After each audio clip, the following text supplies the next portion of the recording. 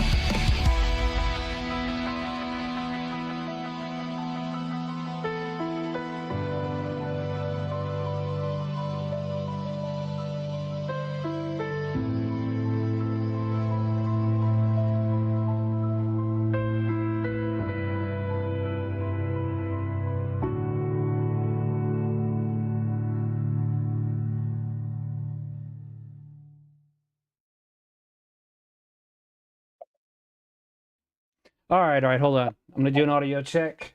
Hold on. I'm gonna do an audio check. Yeah, I'm hearing Yep. an echo. Okay, Yeah. everybody say something. Yeah, I'm saying. Hello. Yeah. Hello. Okay. We're good. Oh, no, it's bouncing back at me though. I hear it bouncing back at me. You've got something turned on. Because I'm hearing it from your end, not mine. Like you've That's got gonna get it's playing on your speakers somewhere. It is. I can see that it's on you. Okay.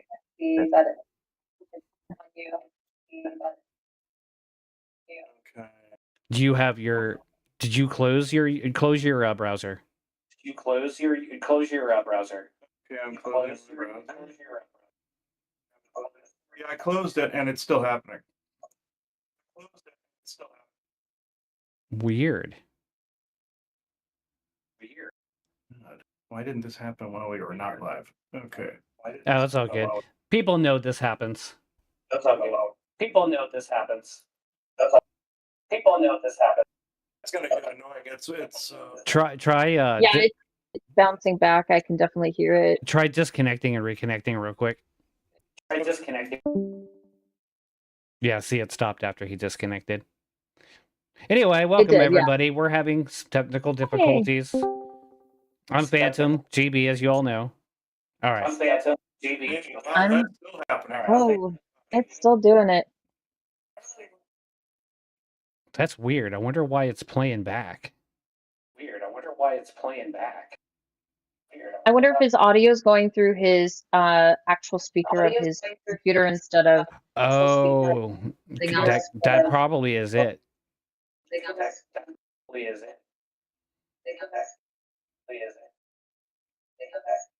It wasn't earlier though. That's the weird thing. I'm gonna turn it into a. Tell you what, you know what, Chris? If you want, try rebooting. We can wait for you.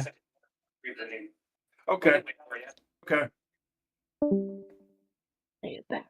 Right. All right. Well. Yeah. So sorry about that, everyone. We're waiting for Chris to get that figured out. It's almost Christmas, everyone. It is. It is. Are we all? Let's be real. We're all nerds at heart, right? Right. What do you got planned? Just family get together. Nothing much. Yeah, same here. Stress too much about the holidays because there's enough people out there in the world that stress for me. Right. Hey, what's up, fam? I am excited about our topic tonight because we're going to talk about paranormal equipment, and we're all paranormal investigators, so yeah, we know firsthand what we like. And we have an obsession with Phasmophobia at the moment. We do. Yeah. Anyway, hey, what's up, IFM? Yeah, we're waiting for Chris to come back. He was having some technical difficulties at the moment. So it's just me and Laura. You're coming in kind of fuzzy.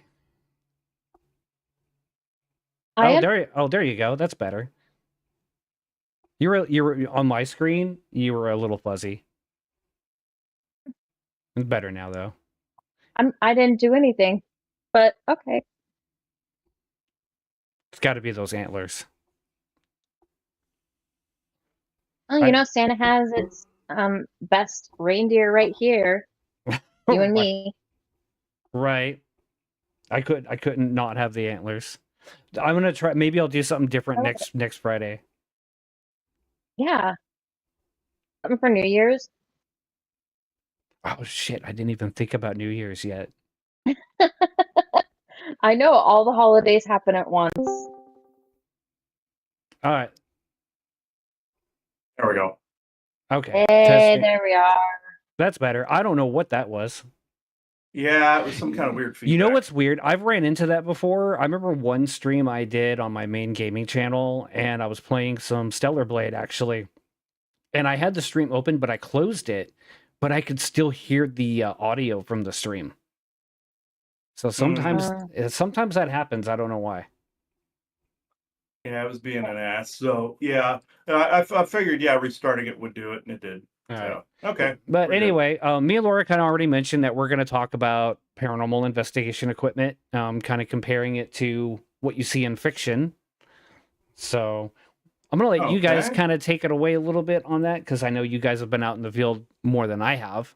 So, All right. I mean, there's always advancements all over the place. Every year, I feel like there's a new piece of equipment that someone has created, and I have never tried before. But yeah, I don't know. I guess maybe we should go around and like kind of talk about what our favorite piece of equipment is. Chris, I know yours is temperature taking. okay, yeah, we got to tell this story on stream.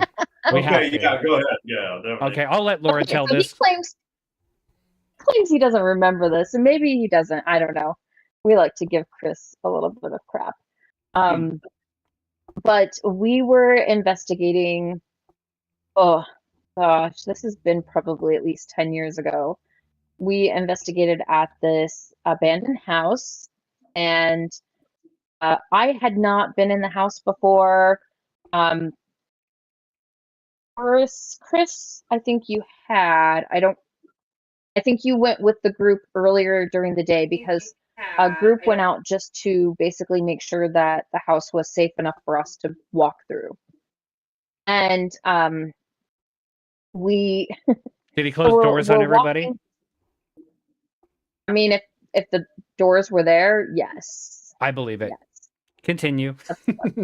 Yeah. So when you enter into the house, there is like a little entryway, and I was using like my touchy-feely feelers, I like to call them, out, Comment and refrained. and I just was, saying, "Hello, how are you? My name is Laura. I am not here to hurt you. I just want to know who you are, blah, blah, blah." I always try to go from that point of view before provoking. And Nick, who was our head investigator, and Chris and a couple other people had entered into the house prior to me. And they were kind of chit-chatting. We were sort of just collecting all of our people and thoughts and getting everyone in the house in this entryway. And the part that really stood out to me was out of nowhere, I was like, "Oh my God, do you guys hear the little kid crying?" And it sounded like a little boy crying. And my other friends that were with us were like, "You hear kid crying?" And I was like, "Yeah." They said, "Well, where do you think it's coming from?" And I kind of pointed off to a direction. I said, "It's upstairs, that direction." And they said, "Okay, so what do you think is up there?" And I said, "Well, that's clearly a child's room." They were like, "Holy crap, yeah, it is. Like, it has little boats and cars and that on the wallpaper." And we just were like trying to talk to the spirit, and Nick was trying to collect all of the gear and pass it out to people. And Chris is over there with a digital, what was it? It was a thermometer, but it was one of the ones that had the laser light, so you could really pinpoint. And he's like going all over the place. And we hear Chris go, or Kurt, bleh, sorry, we hear Nick go, "Chris, what are you doing?" And he goes, "I'm trying to get the temperature of this moth." It was so random. Yeah, I'm gonna have to take her word for that, folks, because I have no memory of it. Literally, no memory of it. So, Yeah. I think I know the place you're talking about, though. I believe it was a farmhouse, yeah, I remember a bit of that. Going to a farmhouse. I don't remember the moth thing though. I believe you. I just don't remember it. What is the temperature of a moth exactly? I have no idea. I mean, we could Google that. Right. Inquiring minds might want to know. Yeah, folks, this is them giving me shit. So they have me at a disadvantage because of of a memory wipe. So, Okay, are you ready? mm-hmm. Moths are cold-blooded insects, which means that their temperatures vary anywhere from 65 degrees Fahrenheit to 75 degrees Fahrenheit. The more you know. And knowing All is half right. the battle. And I think you were getting like 70 degrees because it was Oh, during the summer. So okay. Okay. I guess that checks out then. I guess. But And it just kind yeah, of shows like how close also those laser light thermometers are mhm. because you can Yeah, really pinpoint those things. are, yeah. But I had one. Yeah, I believe that's was mine. We were using. So because I Yeah. had one at the time, I had that a ghost box, a millimeter, and a laser like a grid as well at the Hmm. time. I think I got the laser grid later, but we didn't have that during that investigation. I got some stuff later on in time. But yeah, I used the laser grid when we lived in Hartley Street in Lincoln, Nebraska, and I used that down in our basement. Caught things on laser many times I was down actually there. going to ask you, have you ever seen anything go through the laser grid? Oh yeah, multiple times. It actually does work. I've actually seen it happen. And you can just go to like Ghost Stop and get one of those laser grids. Those are pretty cool. I use Ghost Box too, the Spirit Box, and I used to use the PSP7 Ghost Box, but I use a different one now. I get off of GhostStop.com, and I don't use it at the house though. I'll go like if we go to somewhere like the beach or go, I check it out to see what I get on it. Last time we were in the Outer Banks, I used it. But yeah, I've noticed a lot of good results from the Ghost Box, but you can get a lot of crap too. I mean, you get a lot of mimics on there. So I know energetically when something is legit on there. You can just feel when something's legit on there. But 9 times out of 10, you're going to get either voice of skull garbage, or you're going to get demonic garbage, or you're going to get something screwing around on there that you don't want. So I tend to not take it verbatim, but I know when it's something that I want to hear on there energetically. I just can kind of pick it out. And I don't always get really clear ones though. I can hear down into this low range, both EVP and Ghost Box. I can hear down into this low like undertone that some people can't hear in. But Ghost Box, I would say, have to say, is one of my favorite ones. It's just that comes with a warning label. That one comes with a warning label, big one. You don't, from my perspective, we tend not to use it in the house because it tends to draw things into our house. I take it to a place like a park where there's already things wandering around there, or to literally the haunted site that we were going to. We went to battlefields. We went to Gettysburg Battlefield. Both me and Joanna did back in 2016. We went to Salem, Massachusetts, back in Oh, I bet 2016 that'd for be the a good one. yeah, for the Halloween get together. We went to a few graveyards around Salem. Went into one couple of the actual sites where the trials took place. Used a ghost box in there while I was there, and it was actually pretty cool. I wish I'd been able to set up shop there with the full regalia, but they didn't. They don't allow it there except by their own people. So it's pretty tough to get your own paranormal team in there, and it's also expensive as hell. So. Yeah. We haven't been back there since 2016, and also we went to Boston, the site of the Boston Massacre, and Boston Graveyard that was there. Went there and did the same thing. Are on my YouTube. There is one thing we did from Gettysburg. I'm starting another YouTube where I'm going to be putting everything back up on there, including ghost box sessions. So that's going to be here in the not too distant future. Oh, you're But actually So would you going say, hmm? to go ahead. I was What just was gonna say, so you would say, Chris, that you typically tend to at least have a ghost box with you, and a thermometer of some it? kind, Yeah, I other definitely don't have the equipment. thermometer, but yeah. I've got a ghost box within arm's reach right now. Hmm. Love it. Mm-hmm. I Oh, like the ghost box. I am a little bit of an old school investigator, and I feel like some of the best investigations I have ever been on and have gotten things have just been purely from uh, a digital voice recorder and pen and paper. You know, that brings me actually to a question because I know one of the pieces of equipment in Phasmophobia, as we all know, is the journal. Now, Yeah. I don't know about you guys, but I've never seen. Well, okay, maybe I'll take that back because today is kind of a weird example, and I can tell you about. I already told Laura about what happened about that, but I've never seen like a ghost writing in a journal or on any kind of paper.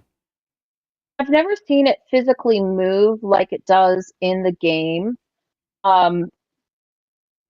However, I have seen people that have been put into a trance-like state and have allowed spirits to basically communicate through them and Automatic have writing. written things. Yeah. Yeah. Mhm. But I haven't actually like placed anything and gotten a result. That does seem I yeah, I would say so that might be the biggest difference between what you see in the game, like as opposed to real life. Like you're not gonna see the journal just flop open and then a pencil floating there. It's gonna be more of a situation where it's guiding someone else to do it for them. Yeah, it's like with automatic writing. However, to be fair, I have seen a notebook flung across the room. That I've seen. Well, yeah. So Yeah, but that's I feel like that's different than actually seeing some unknown thing picking up a pen or writing, in the steam on glass or anything like that. I will go ahead and share my screen so that um, people know the game. And that picture does have the spirit box from the game in it. No, that's an yeah, actual spirit box, if I'm not mistaken. Like that's a real yeah, brand you can PSP get. 7, yeah, PSP 7, yeah. So for those of you that are watching that maybe aren't totally familiar with the different types of equipment, how I understand, somebody who doesn't use any technical terms or anything, how I understand the spirit box is utilized by a spirit is that it's going through all these frequencies and the spirits can tap into those frequencies and manipulate them easier to form a word or a sentence or to just talk through them. Correct me if I'm wrong, guys, but Yeah, I've noticed that if it goes across several like radio stations, it seems to be somebody asked me like an actual ghost or entity versus like plain old radio noise in there.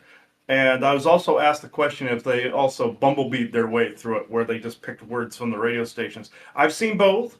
I've seen the bumblebee technique. If you saw Transformers, where he just spoke through the radio, I've seen that where he just picked words out of different songs. I've seen that happen once or twice, but I've also heard if you hear a distinct voice across several radio stations. If I go back into the editor and listen to it real slow or something like that, if I listen to it across, if it goes across several and it's a solid sentence across it, you definitely have something worth noting.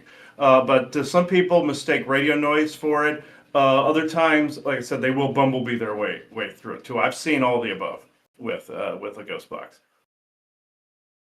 I guess my own personal experience with anyone using a spirit box, at least around me, um, has been pretty favorable, actually. Uh, you know, the spirits have been able to, like you said, communicate and speak full sentences, and actually be able to, like, if I say, "What is your name?" Be able to give me a name, or "How old are you?" Give me an age. Do you know what year it is? And so I find that kind of interesting. I do know investigators that they don't trust the spirit box at all. Not because I think it's bad or anything, but more or less just because of the fact that they think that it's all environmental based somehow. That's picking out the words. No, it can be I pretty don't know if easily I believe that. manipulated. Yeah. It can be pretty easily manipulated from the ether. One thing that I actually found interesting, a couple of things. Back when we were in Prescott, Arizona, I used to have a workshop over in the U-Haul that was next door to the neighborhood I was living in. And I went over there. I figured, okay, I'm going to try out the new Ghost Box over here. So this was after Joanna's sister passed away. And what happened was I turned on the Ghost Box and distinctly heard her laugh. She had a very distinctive laugh. And I heard that on there. I heard her say, "Oh, wow," really loud in a laugh tone. And Joanna recognized it. Her sister recognized it. Family recognized it immediately. So they're like, "Oh crap." So the next one though was in that same building. I went up a couple floors on the building, and I went over. And there was something up with the elevator that was on the floor. I said, "Okay, what's going on with the elevator?" And what was really weird was the only response that came through was Leonard, the name Leonard. And I went and I thought this was really odd, but it was actually a very telling bit of evidence because of the fact that the mechanism for the elevator that was acting up was invented by a man by the name of Wallace Leonard. And I actually found that out. I'm like, I've never even heard of this guy. And the mechanism that was malfunctioning was something he invented like 100 years before. So I was like, That's really okay, cool. yeah, now that's cool when stuff like that happens because I'd never heard of the guy before. So That is interesting that, for sure. yeah. Have either one of you guys ever tried what they call the Estes method? No, I'm not. Okay, so Don't. what that is you have like two people. So in our case, it would be the three of us, and you have one person. So in this case, because Phantom, you have the spirit box, you would attach headphones to the spirit box, and we would place you in the haunted location or room, and then either in the room next to or on the other side of the room or just a few feet away, enough that we're not standing right side beside you. Chris and I would take turns asking questions to the spirit, and you would just start saying out loud anything that you're hearing through the headphones. Okay, I knew the technique. I just didn't know the name of it. Yeah. Oh, Yeah, so it's okay, called okay. the Estes method. I really personally want to try that. I have not had the chance to try that, but I really, really want to try it sometime. Mm-hmm. I'm down. Yeah. I'm down for trying that. That sounds Yeah. like a good method. Oh yeah. Oh, it's very good because the person that's listening to the Ghost Box has no idea what the question is. It's basically a double blind test. So Exactly. yeah. And in It's very some cases where, like, if we weren't able to leave the room, we would actually blindfold that person so they couldn't read our lips. okay. No, that's interesting. I've seen that used on a couple of the paranormal shows out there too. Yeah. I do feel like out of all the pieces of equipment, the most compelling one is the spirit box. And you remember, Laura, when you and Nick came over and we were going through with the spirit box, and of course, he was using that. What's that called? He was using where it shows like the lines on the screen. Oh, oh wow. I know what you're I talking about. don't know what they're called, but I do know it has, if it detects that it's a person, it has The stick figures, yeah. The stick stickers. figure. There's Yeah. a name for it, and I can't remember what it is off the top of my head. But we saw the one sitting on the fan, and I think it was someone had said, "Oh, Terry," because we were trying to see if we could get a hold of my dad, and someone had said, "Oh, is that you up there?" And we just heard clear as day. Yep, like right away. Well, that's very Yeah. interesting. And Yeah. also, it helps also Phantom that you can also pick up on things too, because then you knew it was him at that point too. You just picked up on it. But Oh, yeah, for sure. yeah. Mhm. I'm gonna helped. Google real quick what that's called. The lines like the stick figure. Yeah, the stick figures. Yeah, there's an app that does it too, but it's kind of shoddy. I've tried to mess with the apps a number of times. I've tested out a number of the apps here, and a lot of them are crap. But then you have a few that actually do function properly. SLS. It's called an SLS That's what. camera. Okay, that's it. That's it.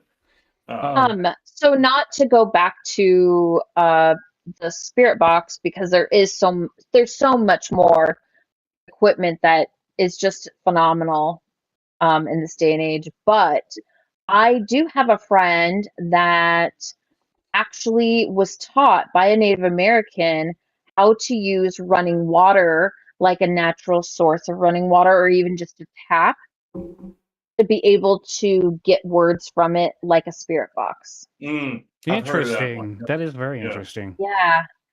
Yeah, it sounded really interesting. I have not been able to go on an investigation at all with her for her to teach me this method, but if it ever happens, better believe it. I'm gonna be I've heard showing of it. people I've heard that. of it where you can get it through the water. I've heard another technique is as if you're near natural running water, like a brook or something like that. Not really loud like a waterfall Yeah. or a river. It's got to be like a quieter Mhm. one. You can do it from like a brook or something like that. Yes. It does work there too. I've heard words coming out of the water. We went to Williamsburg here. Since we're down in Virginia Beach, we're about an hour away from historic Williamsburg. Every time we go there, I bring the ghost box with me.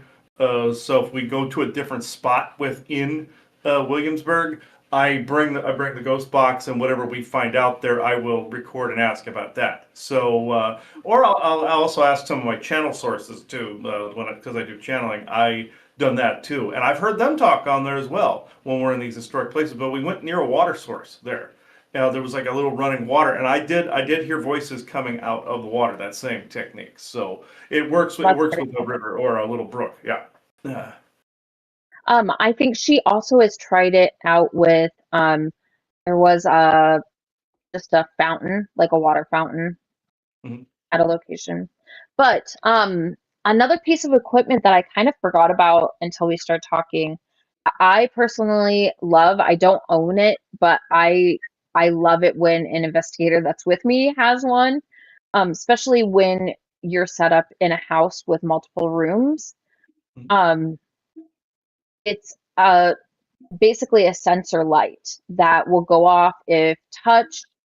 Um, and if you touch on one end, it shines green. If you touch the other side, it shines red.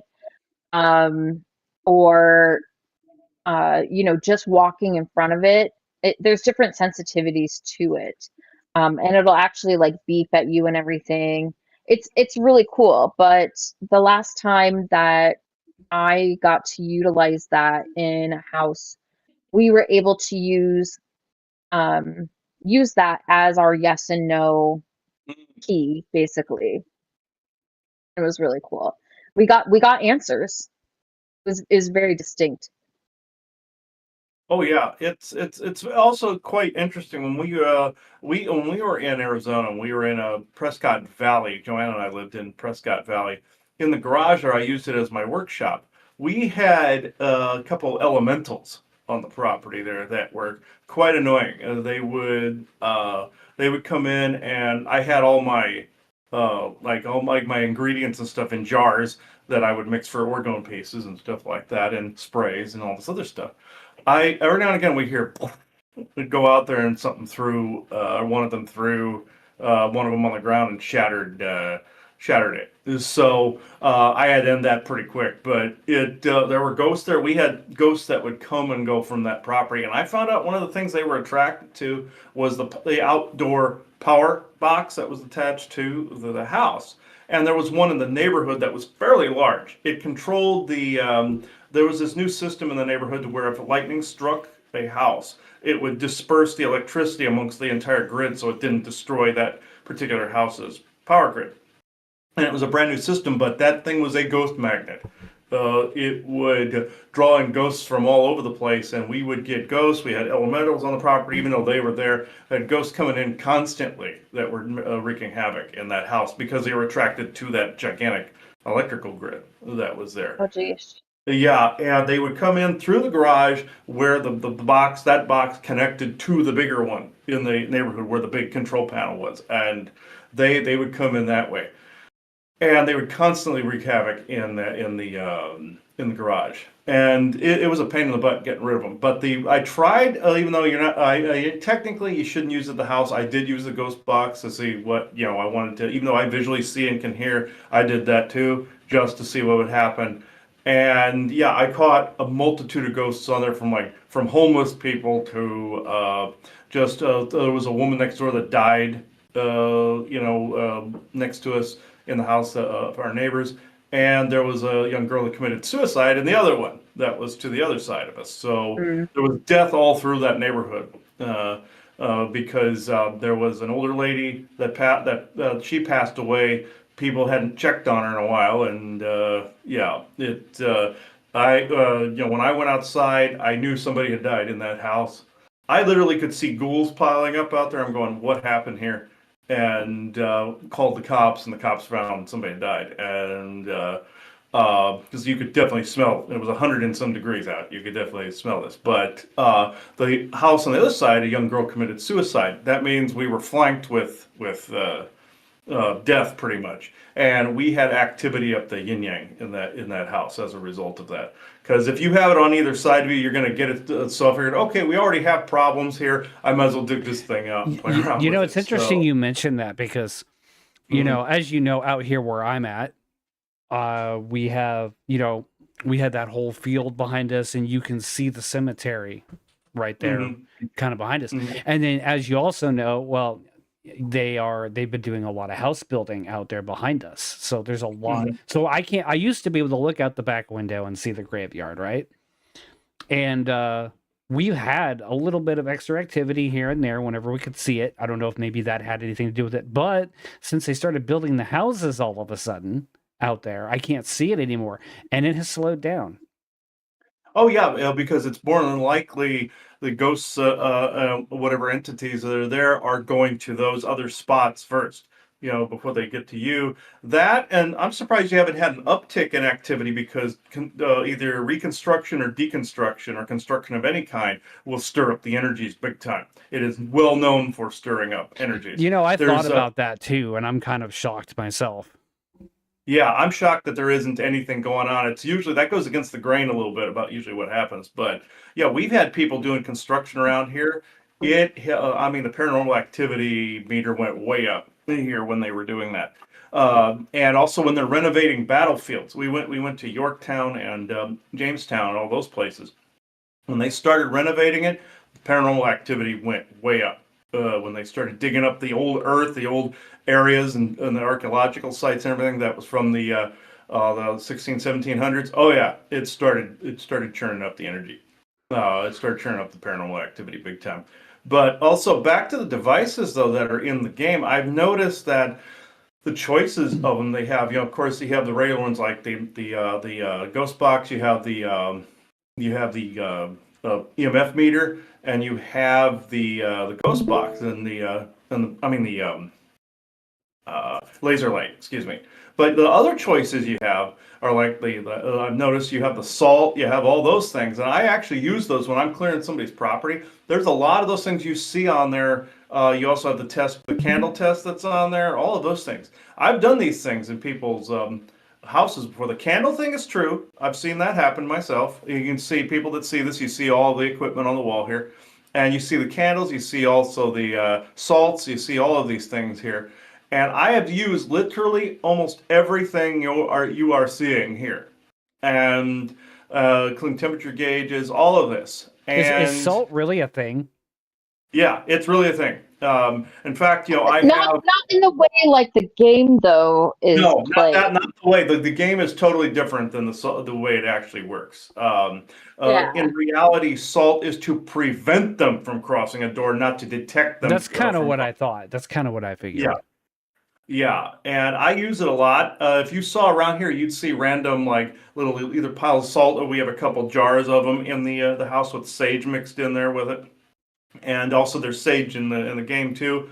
They show it as both repelling and attracting. I noticed depending on what type of entity you're getting, and that's actually true. It will mostly repel, and some things like it and actually show up to that are attracted to it. That's actually true in the game. I've never. Actually, with that, the attracting, sorry, Chris, Oh, you're yeah. I saw a YouTube video of this lady who lives in New Orleans, and she was traveling through like the Bourbon Street area, which is very busy typically. This was actually off season, and a lot of the shops around there were burning sage. And she's very, very, very intuitive, and she just kept seeing all of these spirits kind of roaming about, and she was like, what the heck is going on? Like, there's hardly any um actual people here. Like, what are all these spirits doing here? And she found out from one of the shopkeepers it's because of all the shopkeepers burning sage. It was drawing them more into that area. Yeah. That's a misconception that it always repels. The game had it 100% where you throw the lit sage bundle in and you're gonna calm the activity down, but then I noticed that in some cases it draws something in. So the game had that correct. We tried that here at the house where I would sage and get all the garbage energy out and everything. And what ended up happening is certain things figured, oh, you clean this, I'll move in, and we had that happen. I have a fire pit out here that I do the land clearings from. I make a focal point out there. I put magnetite sand, regular sand, Sedona dirt, and also sage bundles, stuff like that in there. And amber, frankincense, myrrh, I burn in there with the wood.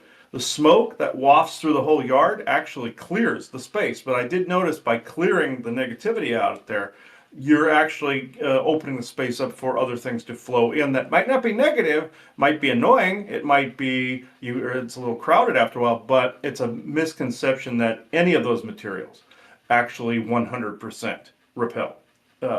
It's a big misnomer, but I'm glad the game touched on that because that's highly accurate. I noticed with the EMF meters and stuff they work exactly pretty much as advertised as they show in the game. Cameras seeing orbs on the night vision works as advertised. So yeah, I'm actually impressed at how accurate some things in the game are. Of course, it's over exaggerated. You don't get killed by every haunting in your house. That would be inconvenient. So just a little. What are you talking about? Phantom and I have already died like 4 or 5 times going on investigations. We're talking to their ghosts now. So yes. So yeah, that's I'm actually impressed at how accurate certain things are, and also the fact that when the lights are out, of course your sanity goes down, and then you get killed by the ghost if you linger. Last I looked, that doesn't happen, but of course, for the sake of the cinema within the game, or the sake of the gameplay, of course, you have to have something. Well, like let's that. be real. In a game setting like that, you have to have a sense of danger. It'd be kind of boring, right? Yeah, it would be very I was boring. gonna say it would be pointless. It wouldn't be scary at all at that point. But since now there's a sense of danger, you're like, oh, this is actually kind of scary.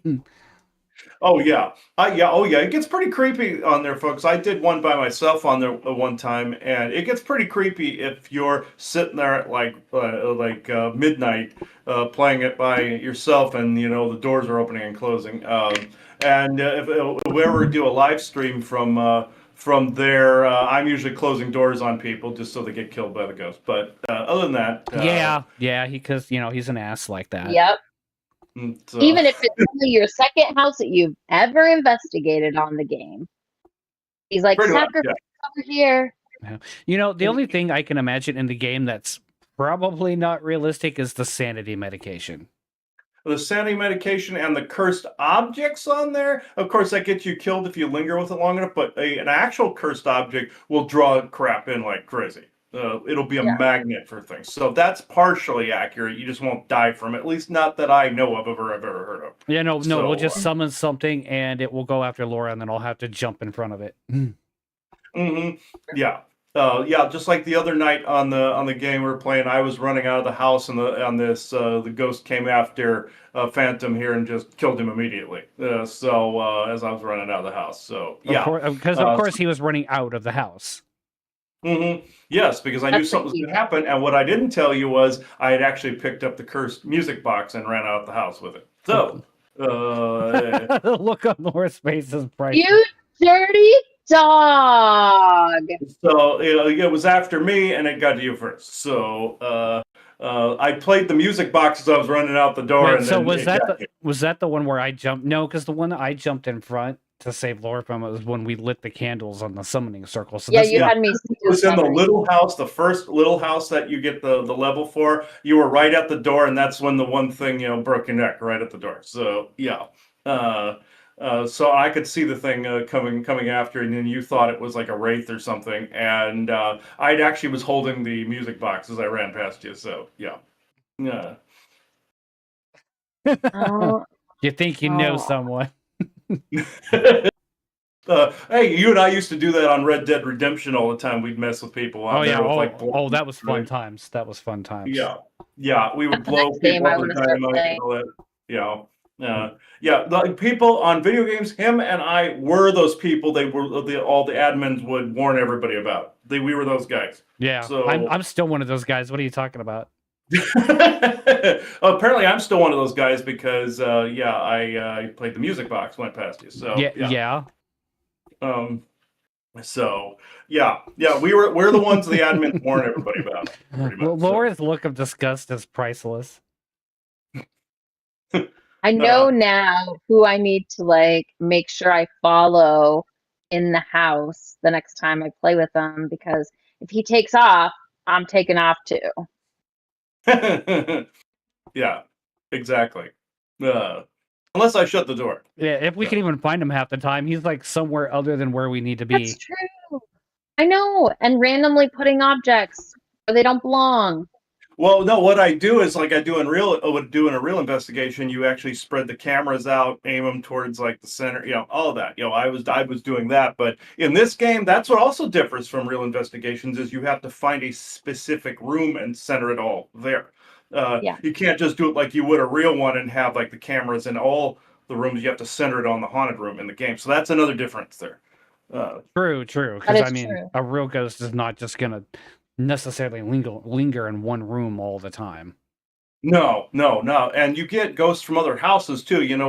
I was explaining this to Nick one time where you can get a ghost from that neighborhood, or you can get one from across the country sometimes too. Generally, it's going to be one that of course, you're looking for there. But of course, you'll get one drawing them in with the equipment too in the ghost box. I've actually seen that a number of times where it's one from a long ways away. One example I did on Hartley Street was I had an old camera going when I was recording. I was doing model photography at that time, and I did a recording. I was seeing if I would get EVPs during it too. I wanted to see if something happened. What happened was one of the weirdest EVPs that I ever got on the actual video camera's audio, and there it was in the same thing. I had a knight's helmet that sat behind the camera that made a distinctive noise if it was a Crusader helmet that made a distinctive noise if anybody tapped it. It made if the chain that was on the bottom would hit the side of it. I heard that, and then the actual voice said one of those stupidest things I've ever heard. The ghost said, "I thought this was Houston," and I'm What? like, yeah, I'm scratching my head. And then my mother made the point. She goes, you're probably attracting ghosts via like a portal or via like a thread or a cord from somewhere from distances away, and you're basically magnetizing them to that spot. She was Well, making I mean, I also am a firm believer that spirits aren't necessarily always just tied to one location, that they true. can roam wherever.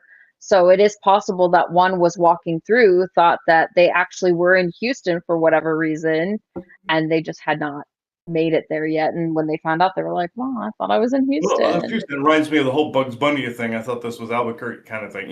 But the stupidest one I have ever come across, actually, I shouldn't say stupidest one, funniest one I ever came across, was when my father and I went to the John Wayne house in Winterset, Iowa.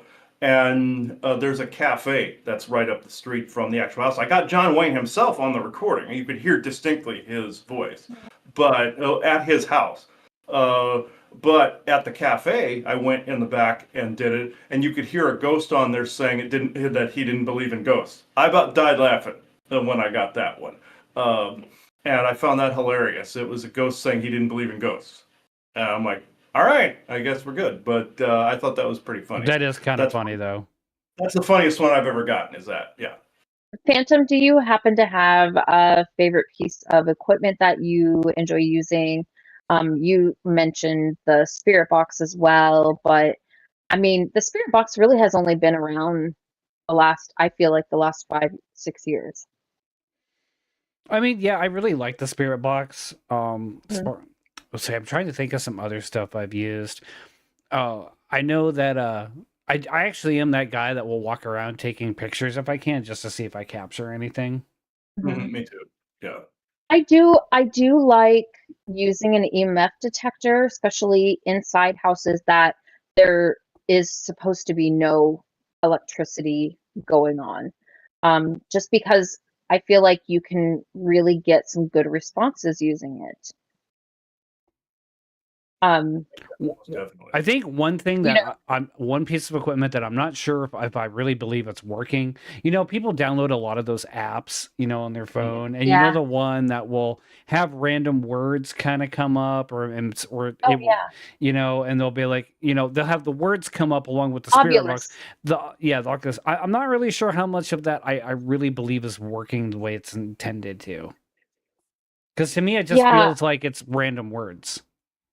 Well, so I've experienced the Ovilus before working just a little too creepily accurate. But then more often than not, I feel also very much the same like you, where it's just random words and And I think you can that try just I think that comes from my background as a programmer, knowing how a lot of these apps are probably programmed.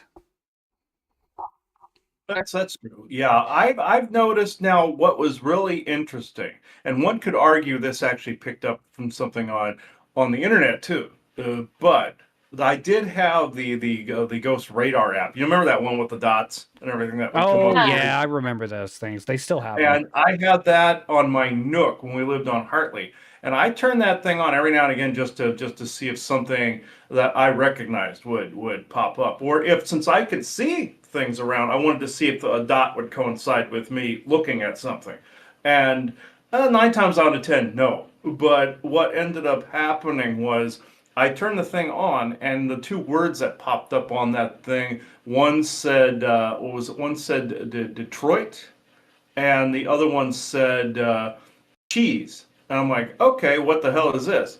Well, Laverne turns on the television. There is a football game between the Detroit Lions and the Green Bay Packers. So Detroit and cheese. So green cheese head, So What? that one, yeah. So that actually was accurate. And he turned on the TV like maybe a minute or two later, and that's what was on there.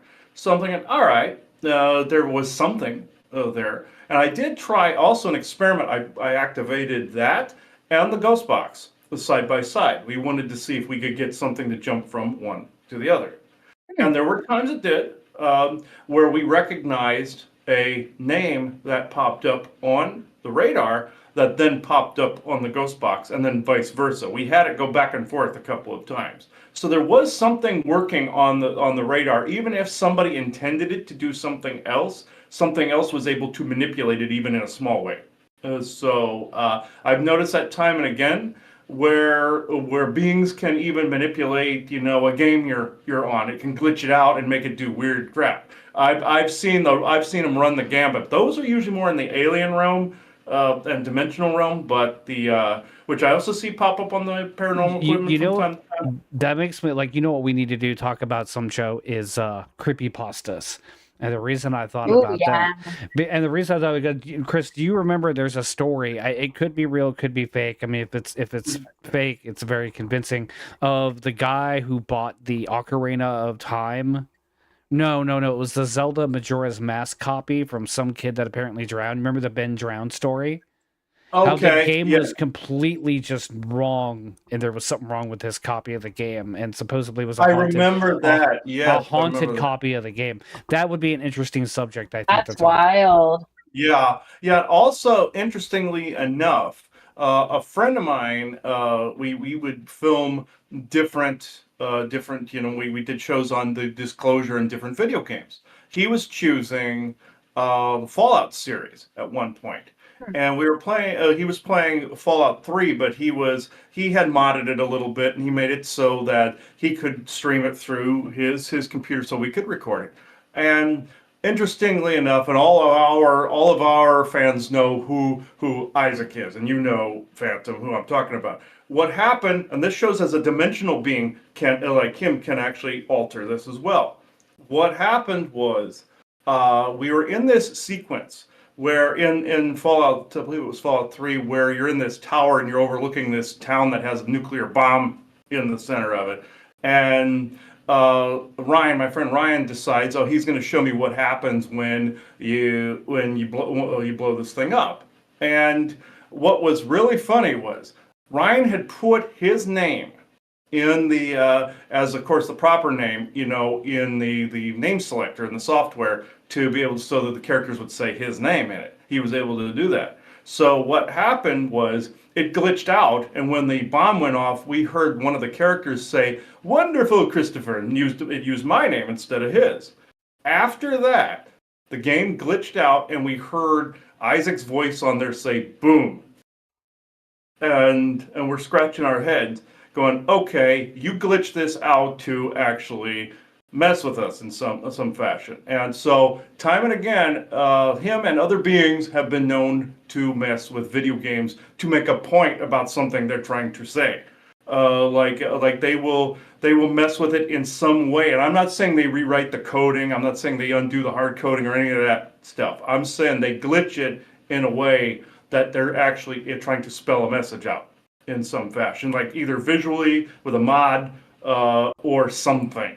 I have seen that Yeah. time and again, especially with the Fallout series or Elder Scrolls series. Ryan and I have run into this time and again where someone is trying to say something through some cracked mod or some glitch in the game in some way. It usually crashes afterwards, but we have seen it. We've seen it pop up. Interesting. Yeah. I'm trying to think of some Um, times now where I've seen unintentional stuff happen. Oh, go ahead, Laura. no, please share if you have Mhm. any. I can't think of anything off the top of my head, but if I do, I'll let you know. I mean, I But see a I lot of also crazy shit in video games, okay?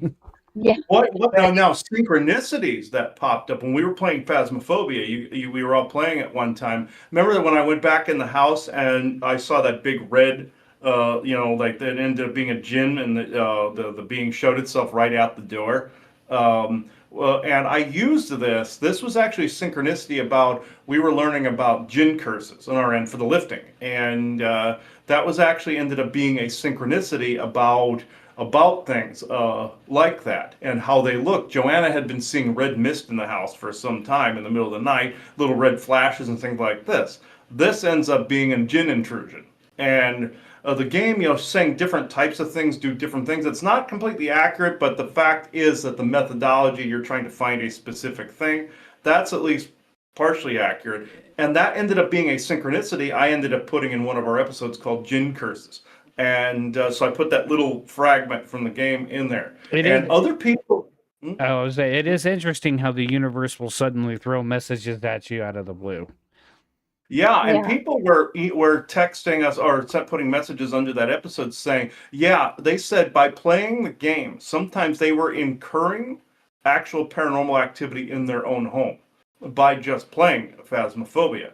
And this, I have no doubt. I've heard people watch the ghost shows. They also watch horror movies, and sometimes that will draw in things when you're actually playing that. Other people's told me left and right after we put the Gin Curses episode out and showed that footage from Phasmophobia. They kept telling me, "Yeah, Chris, we play this, and then all of a sudden there's things happening in That's our house." interesting because sometimes, like, we'll be like sometimes like our nightly thing here is we'll lay down and we'll put on something on YouTube. Like we watched a lot of Slapped Ham, for example. And for those who don't know who Slapped Ham is, he's another YouTuber that he kind of just makes videos that's a collaboration of different random ghost videos he finds on the internet and comments on them. So we watch a lot of these collective ghost videos, right?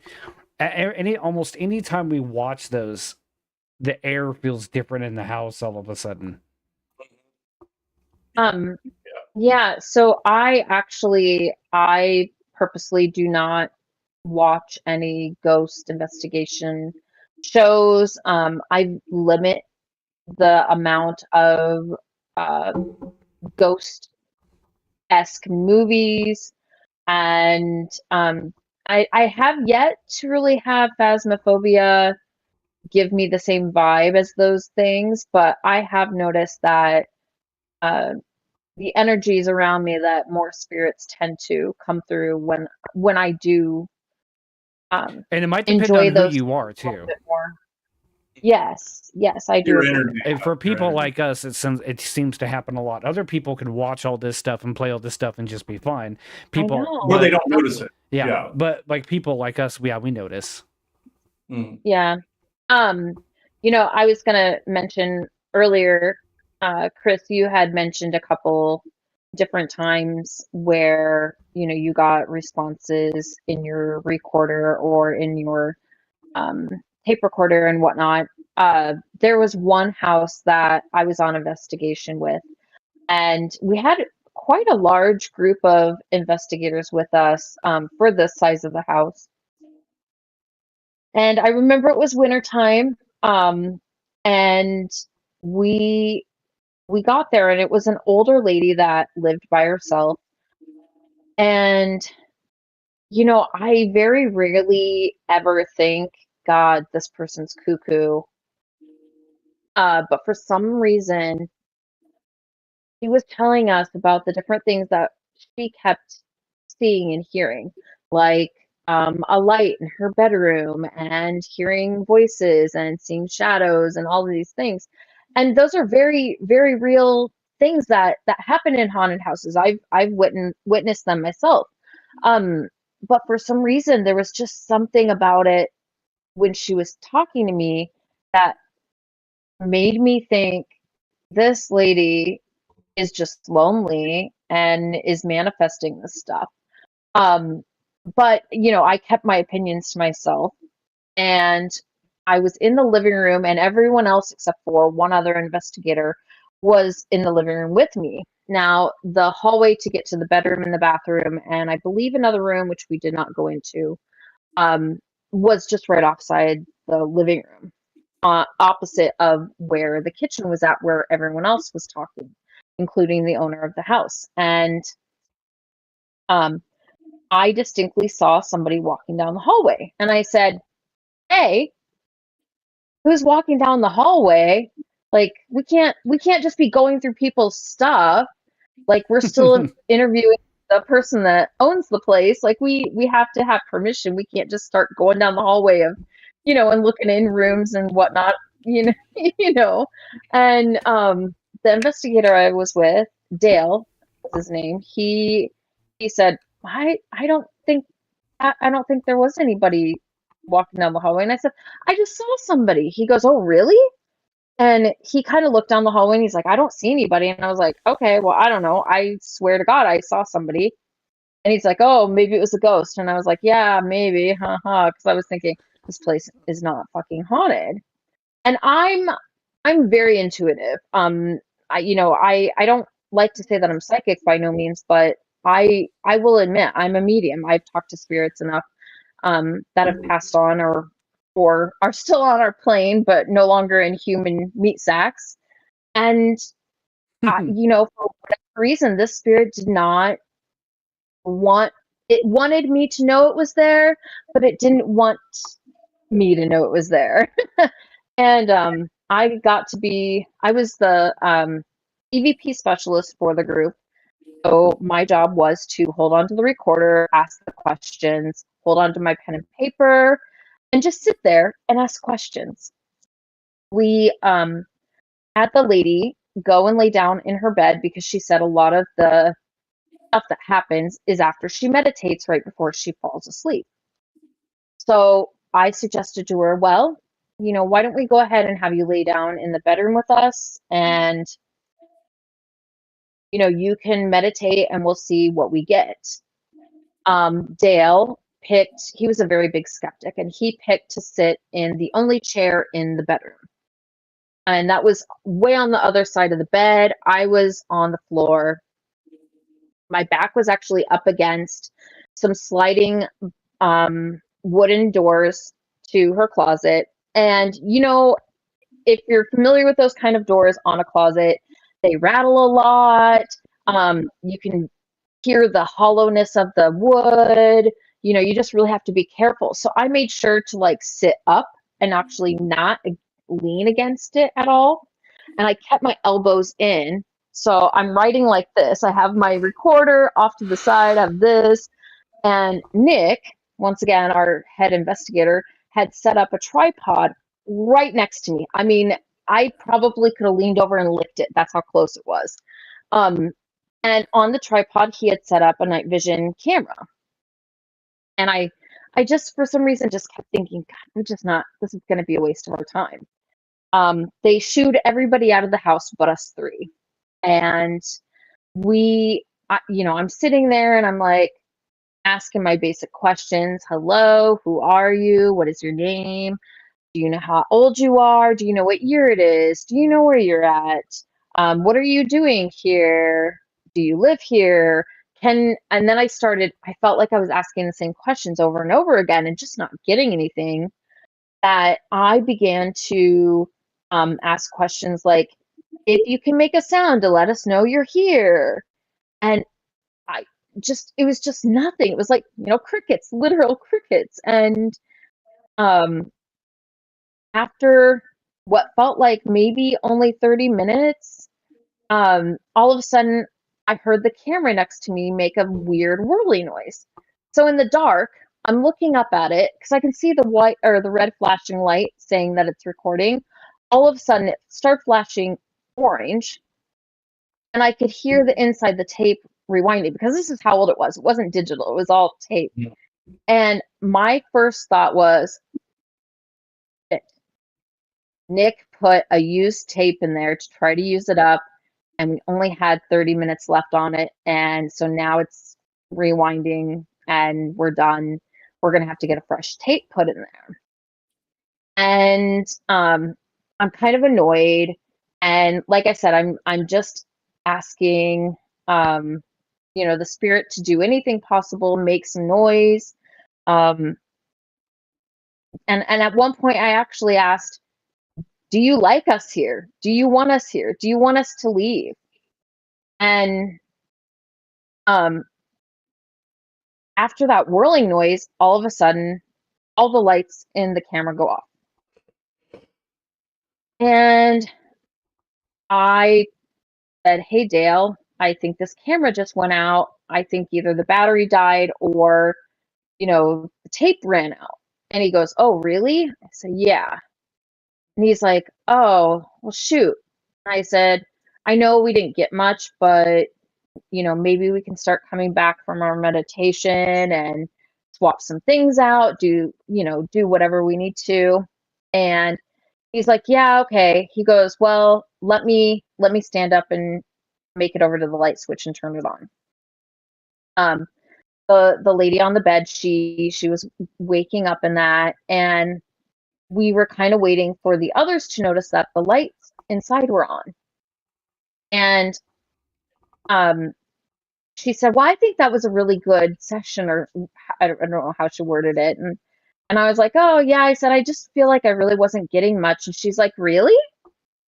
And Dale said, well, you were so loud over there banging against those doors of the closet that I could barely hear you ask questions.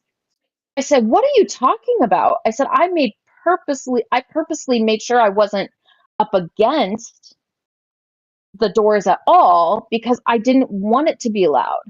And she goes, oh, yeah, that's all I heard was you knocking on those doors. I said, I didn't hear a thing, and I'm sitting right here, and it wasn't me. About that time, Nick comes in the room. He immediately goes to his camera and he goes, "Who the hell shut my camera off?" And I said, "What do you mean shut it off?" I said, Clearly your battery died or the tape ran out." I said, "You must have used an old tape." He goes, "Everything was brand new. The batteries are brand new. The tape was brand new." He goes, "This should have gone for another hour and a half." And I was like, "What?" He goes, "Yeah." I was like, "I don't know." And so he's trying to figure out what went wrong. So during that time, I'm kind of playing with the recorder, and you can hear me when I ask, "Do you want us to leave?" You hear a little girl's voice go, "No, I love you." And you can hear on the recorder what sounds like something moving across wood. Now, the only wood in this house were the doors. Everything was carpeted. Crazy. Yeah. That's really Yeah, it was, and we got a couple other things from that house too. So it was kind of insane a little bit. Oh, on the camera, you can see the camera because it was a night vision one. It was trying to zoom at that whirling noise that I heard was apparently the camera trying to zoom in and out because something walked in front of it. Now I'm sitting right smack dab next to it. Nothing walked in front of us. It was pitch black in there. Mm, It would have okay. had to have I, literally it, walked right beside me. I hear it seems to be pretty common for like spirits to do things like drain battery power and stuff like Oh yeah, that. yeah. With ghosts, they're notorious for draining batteries. And with this computer that I'm on right here, I keep it plugged in while I'm using it.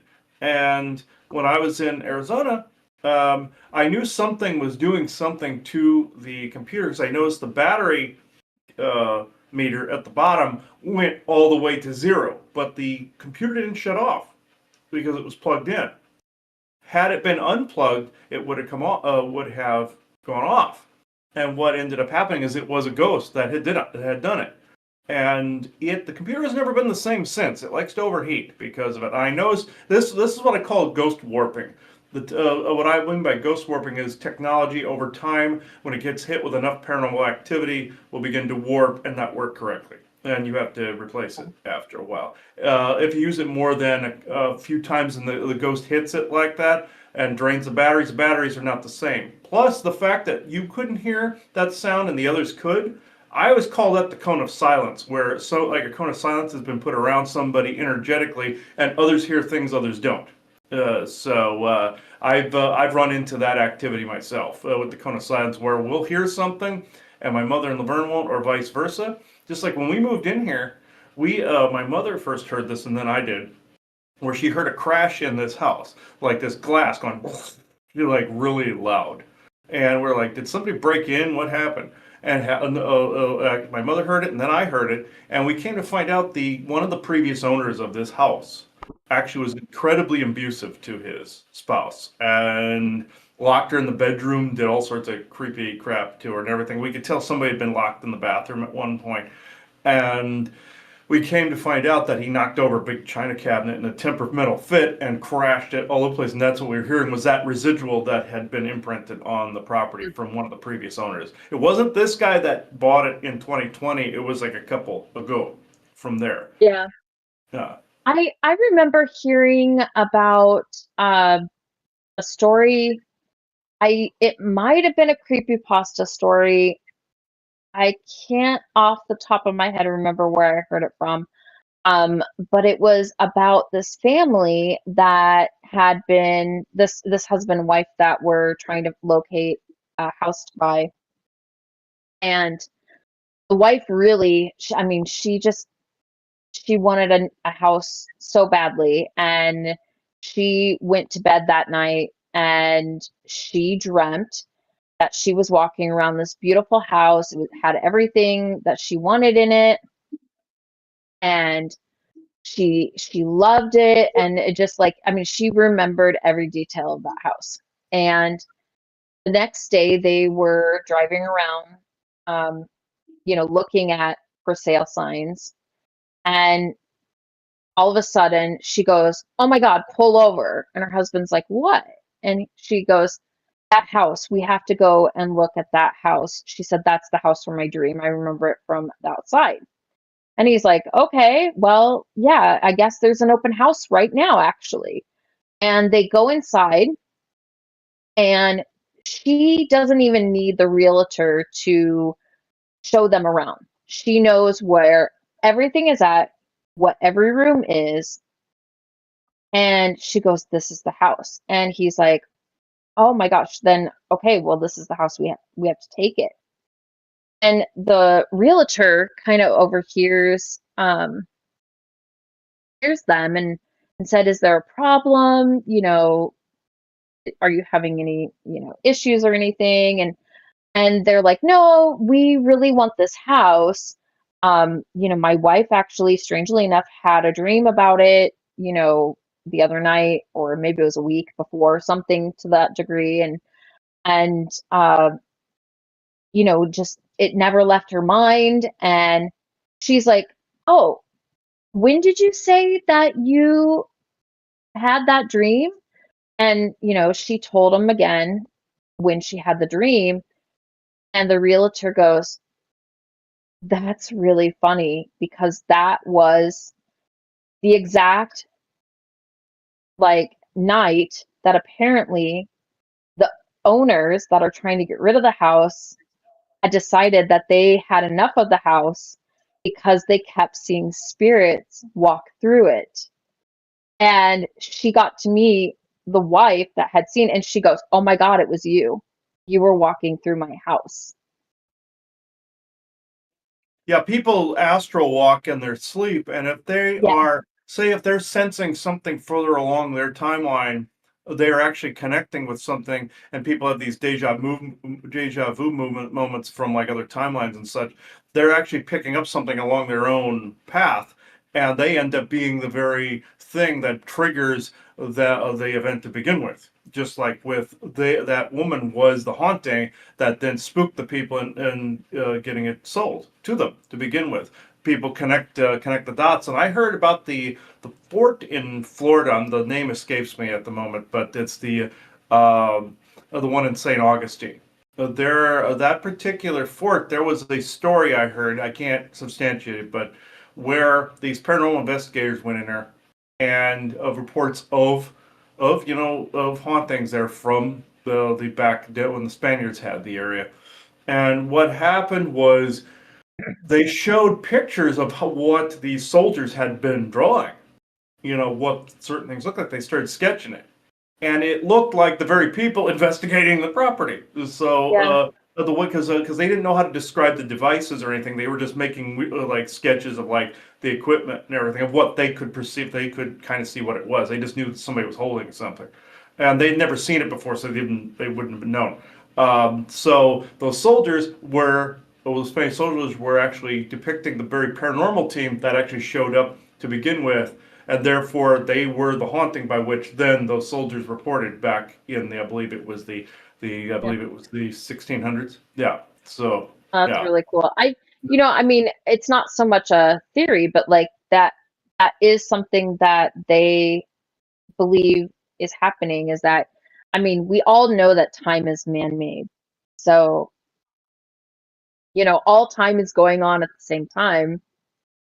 hmm Yeah. Yeah. It's basically everything everywhere all at once. And you're not just dealing with a timeline. You're dealing with the multiverse. So Yeah. it's all happening at the same time. That's a You're dealing with whole other yeah. discussion though that we could have. hmm Oh yeah, the multiverse is extremely Yes. complicated. That'd be a great show to do. No, that's kind of one of my areas of expertise. So Oh, definitely. yeah, yeah. Oh, yeah. I have. Oh, I could go on forever with that, but yeah, definitely. We've had experiences with different timelines where we've done time skipping and time slipping and all that. Oh yeah, we've had it happen here quite a bit. Yeah. Uh, Getting back to equipment, I know another hot TV show that kind of involves dimensional beings and the paranormal is Stranger Things. Now, I don't watch it personally, but I know it enough that they utilize, at least in the first season, Christmas lights, which is very fitting for the season that we're in now. Um, I never have thought about using Christmas lights. I have had a ghost turn on a Christmas tree in the middle of the night while I'm sleeping next to it. But That has to be fun. yeah, you go to bed. I was dog sitting for my friend, and I had shut off all the lights, had shut the Christmas tree light off. It was not on a timer at all. It was one of the ones where you click to turn on. And I was sleeping on their couch, and all of a sudden I woke up, and I remember kind of vaguely thinking, "Oh, it's brighter in here," and I was just about ready to go back to sleep, and the dog ended up getting right in my face, and I fully woke up, and I realized, oh no, it's still dark outside. It's just light in here because the Christmas tree is on, and there was no way for the dog to have turned the Christmas tree on. Oh yeah, I've heard of that happening with our Christmas with our Christmas lights and everything. We've had bulbs burn out. We've had things like that where it's paranormally related. We've seen that multiple times, and I have noticed that certain thing like I said, with certain light patterns, that certain beings are repelled or attracted by light patterns too. Like if any paranormal investigator wants to also do the Christmas lights thing, but also wants to try the flashing wants to try like the flashing like Halloween lights, things of that nature. Like I have Oh, what I've heard when we were doing something on the gin again, we had problems with some things in that area, and we noticed some of them are repelled by the different color patterns and the different color flashes and everything. It has to be the bright ones that flash the different colors. The slower ones will do it, but the lighter ones will do it. But I also noticed certain ghosts and such are repelled. And I'll show you. I have a lamp sitting right here that I had for Halloween, but it's this one with the spider in it right here. Oh, that's interesting. really cool. Yeah, and I noticed this one has all those little bats and stuff flying around in there. But I was I wondering what noticed those were. yeah, and I noticed having stuff like that around will actually keep certain things away. And I forgot to even turn this thing on while I've been sitting here. And of course, it's not working. Okay, it's burned out. Okay, I have a UFO light that sits up there that's normally flashing, but it's burned out at the moment. But now that one back there usually flashes a bunch of bright colors and everything as well. And that seems to keep an environment clear of things, especially if I'm doing sessions or something in here at this desk. I've noticed having certain things around, not necessarily making noise, but just having some of the colors. Sometimes that will actually aid in keeping the space clear. And so any paranormal investigator wants to try something like, say, that light. I got that at Cracker Barrel, believe it or not. Cracker Barrel? Yeah, Cracker Barrel. Yeah. Yeah, got that there, and it's usually around Okay. Halloween that you can get those, and before they put all the Christmas stuff up. But yeah, got one of those, and they usually have a snake one and that one. And someone told me to get this, and I normally don't drop money on something, right away. But I put this in the living room, and I noticed we had some activity going on, and it stopped when I turned that thing on. Interesting. So I'm like, yeah. That and one more point I will make about equipment is when we moved into this house, the guy that owns it, I don't know what kind of paranoia this guy had about his neighbors. There are literally cameras pointed in all directions outside. And, uh, Wow. and I had to cover these with black and red cloth because ghosts would not leave them alone. And the way I knew they wouldn't leave them alone, I could see them, I can hear them and see them, but at the same time, proof-wise, there was a master control for his security system in the living room, and it's a big tablet that's hanging on the wall in there. And I noticed time and again the sensor in the living room kept saying something was tripping the sensor constantly in the living room and tripping the cameras and stuff like that. I'm going, okay, I'm just going to use this thing and see if I can actually get anything on it, and see if I can do it. Well, Ghost wouldn't leave the sensor in the living room alone at all, and they kept tapping it, and I kept seeing the thing. Every now and again, the thing would vibrate and move, and then the tablet would register movement in the living room when we weren't in there. And I'm like, okay. As soon as I covered the sensor with a black handkerchief, it stopped. And we had to, we couldn't get the password from the guy. He wouldn't reveal the password for his security system. Didn't want us to mess with it. I'm like, That's no, sketchy. yeah, he didn't want us to mess with it. So what I did is I just pulled the bit. I just basically ripped the cord out of the wall, and it stopped it. But we couldn't handle the activity level that was happening from it. And Now, see, so I would be concerned with that much yeah, electrical things, that it would be a fear cage of some sort, or maybe with that many video cameras all pointing, that it was like the mirror effect, you know? Mm-hmm. As I look around at all my electronics. Oh yeah, your place I noticed wasn't happening too, but with you're right, Laura. With all these cameras, we're looking at things. Sometimes if you point a camera at a screen or something, you create what's known as an infinity doorway, where it's like into infinity. That I would never recommend that technique to any paranormal I could actually investigator. do something like that right now with my OBS. If I did a screen share into it, it would go infinite. Yeah, infinity portals like that, you will draw something in faster than you can blink sometimes. And Yeah, I I've agree tried with that. I don't mess around with that. and that, and with also all the cameras around the house, the neighbors were grateful that we moved in here. They said this guy that lived here before was a recluse, and he kept recording them all the time. And it's like I'm thinking, okay, there's I guess a reason we moved in here. But That's creepy. Yeah. yeah, we knew there was a reason. I'm thinking, oh, this guy's a stalker of some kind. It's like, okay, I guess there was a reason we moved in here. But yeah, all these cameras, I had to go around and find out where his master plug was. And to show how paranoid this guy was, he had a floodlight on the back of the house here that was blinding the neighbors in this house behind us. And they came to us saying, can you please find a way to turn that off? I said, we don't know where the switch is.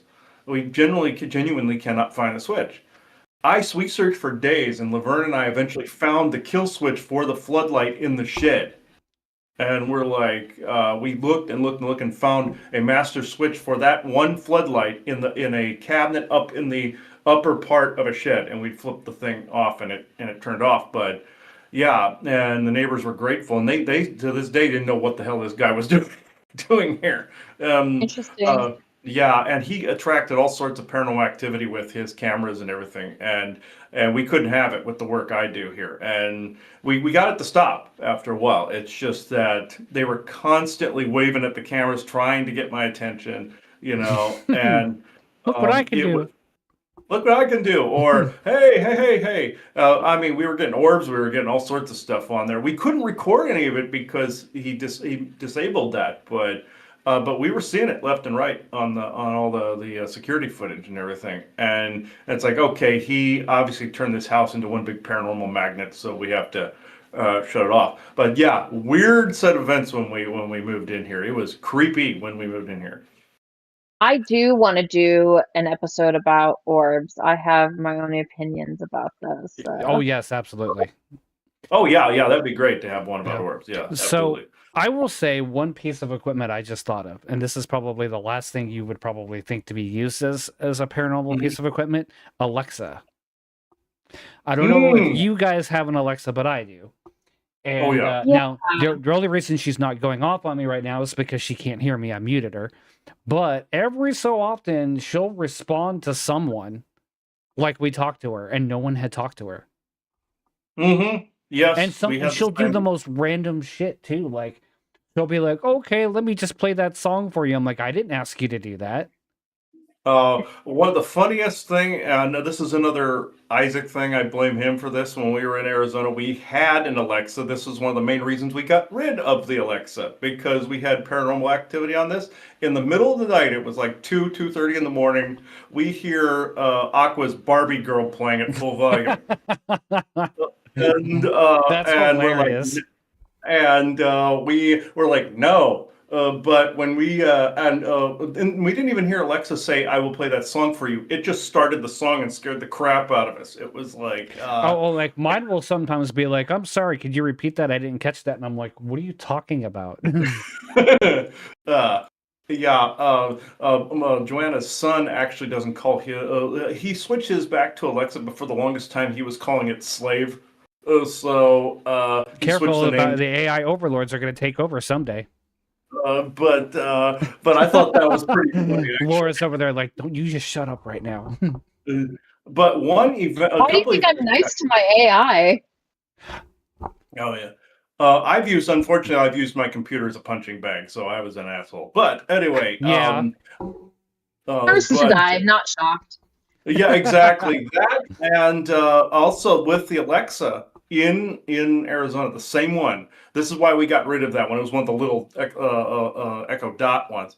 We every now and again we'd just be watching TV, and all of a sudden it would say, "Hello, hi, thank you, I'm here." All this other stuff on there. I'm going, yeah, we didn't actually say anything. And also during some of our shows, when I would do channelings and whatnot, if there was a being around, it would screw with that and actually respond to what Oh, was come on. actually If we being. were ghosts, we would absolutely screw with people's Alexas. Are you Oh kidding? yeah, I would in 2 seconds flat. Yeah, oh yeah, I told Joanna, I said if I would pass away for some reason, you would end up having to get some kind of shaman in here because I would be screwing with everybody.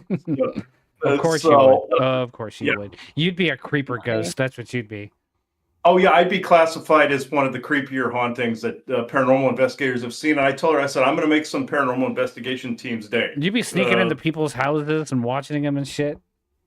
Oh yeah, and I would He be doesn't like, even deny it. He's just like, "Oh yeah." Yep. oh Yep. yeah, no, I would be doing all sorts of crap. I would be getting paranormal people's attention big time.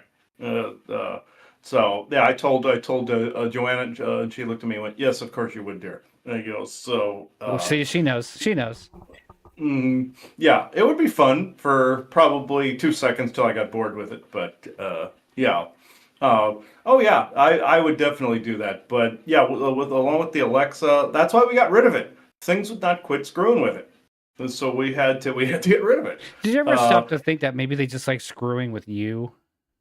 Yes, I know. I am a particular target sometimes. With this, and I always have to. I always tell people don't refer to themselves as targeted, but I also see the writing on the wall when I know something's screwing with me a lot. So yeah. Now, I think out of all the equipment, though, Jen, this is just me personally. I like to be the guy that goes through and analyzes evidence, like, go through with the audio software and enhance it, enhance photos, maybe enhance video, and try to see if I can find something that maybe was missed. That's my favorite thing to do.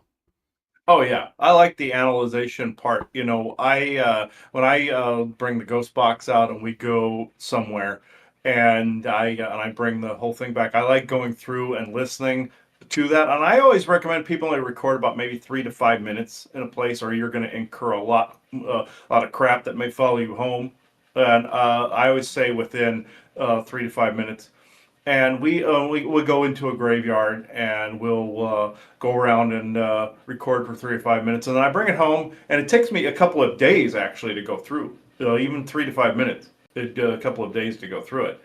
And because I go through it once, twice, 3 times, I'm pretty anal retentive about that. And I go through it, and sometimes I'll hear something I missed the first time around, and yeah, I'll hear whole conversations in there. I'll hear whole sentences in there. And the one that bore the biggest fruit when it came to the ghost box, I have to say, is Las Vegas. Because even the parking garage, one of the funniest sets of EVPs at the Luxor Hotel, the Pyramid, when we went to the parking garage, and you would think with all the noise on there, it wouldn't be that easy to distinguish. This was very easy to distinguish because there was a couple in there where the guy was obviously like what I would do and screw with whoever had the device. The woman did not want him doing it. You could clearly tell. Like you could hear the EVP was, "I'm the ghost of," and he was going to go woohoo like that, and the woman's like, "Nope, don't even think about it," that kind of thing. So you knew there was a couple there. The woman just did not want him screwing with me, and he wanted to very badly do it. So I found that personally hilarious. So that was one of the better sets of EVPs we got while we were in Vegas, and we went to some of the weirder EVPs I got were around the Pawn Stars pawn shop. That was really weird. Had some really creepy ones there, but the best ones we got were at the Luxor in their parking garage. And I came to find out other paranormal teams and other paranormal groups were going around, and they even suggested parking garages to do EVPs and ghost box sessions in. And I didn't know this. It was just my intuition told me to try it. And it ended up being a screaming success. And I read online other investigation teams are trying parking garages just to see if they get anything on a ghost box in particular. So that's, I mean, it was just a suggestion. Other people on Facebook and other social media and X were suggesting. And we had already done it. And my intuition was telling me to do it.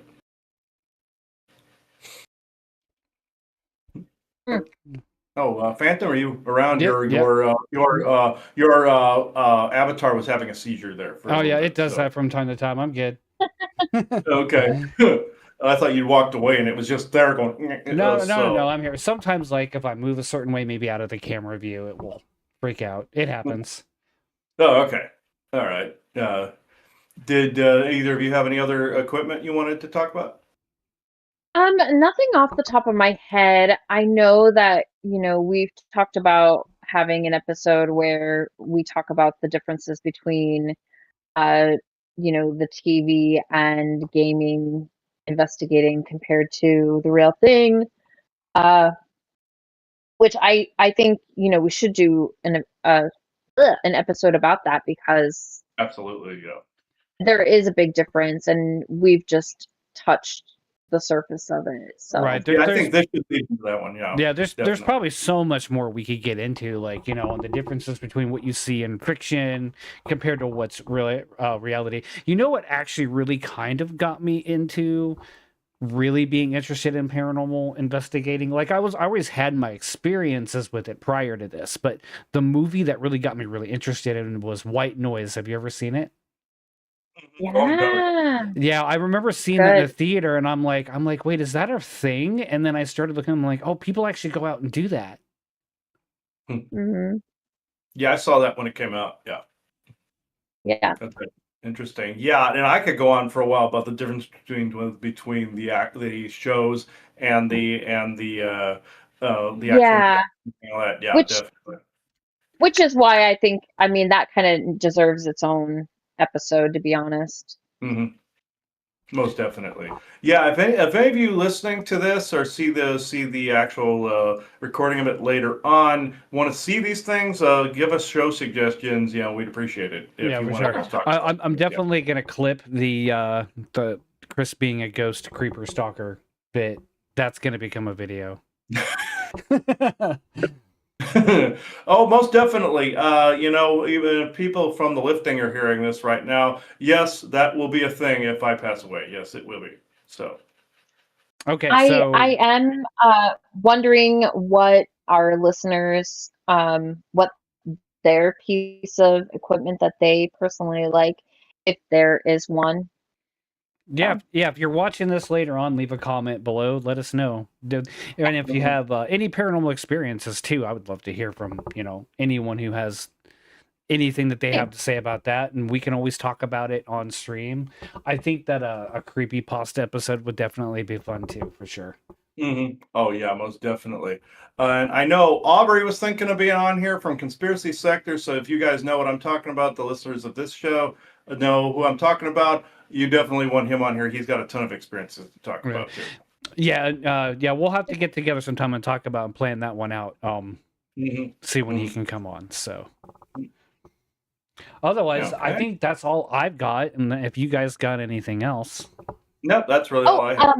The only thing I just want to mention that I thought was kind of cool, I did tell you guys, but it wasn't during the show, is that in Victorian era, on Christmas Eve, it was very common for loved ones to gather around in a dark room in front of a fire and tell ghost stories. Oh, They interesting. believed that, yeah, they believed that Christmas Eve was another one of those, you know, thinning of the veil kind of days. And so it was very much a tradition to go around talking about ghosts, which is actually why we get, like the Christmas Carol, like movies and Scrooge and that kind of thing. That's where it all comes from. That's why there's ghosts. Interesting. I never Yeah. really knew that. Yeah, I didn't know Yeah. that. That's very fascinating. Laura is our That's kind of one of history my buff, favorite- apparently. Yeah. I just like useless knowledge, and to me, it's just interesting knowledge.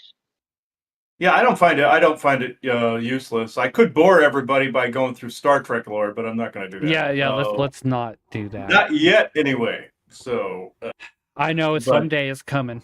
I know. yeah, one of these days it's coming, and then everything's going to flatline at that point. So, no, I won't do it. I I'm won't. feeling so good. I might not be on that night. Yeah, I don't know if I'm feeling good. I don't know. It's like, Kurt, you're the one that has to stream it. Yeah. Chris, not- you're I'm- gonna be all by yourself. Yeah, right. Yeah. Yeah, I kind of have to be here to stream it. Yeah, you have to be here to stream it. Yeah. So, no, I'm not going to torture people by doing that. No. Not yet, anyway. Not yet. No. Not yet. No. All right. No. Well, I don't have anything unless you guys got anything else. Otherwise, we can call it a night. All right.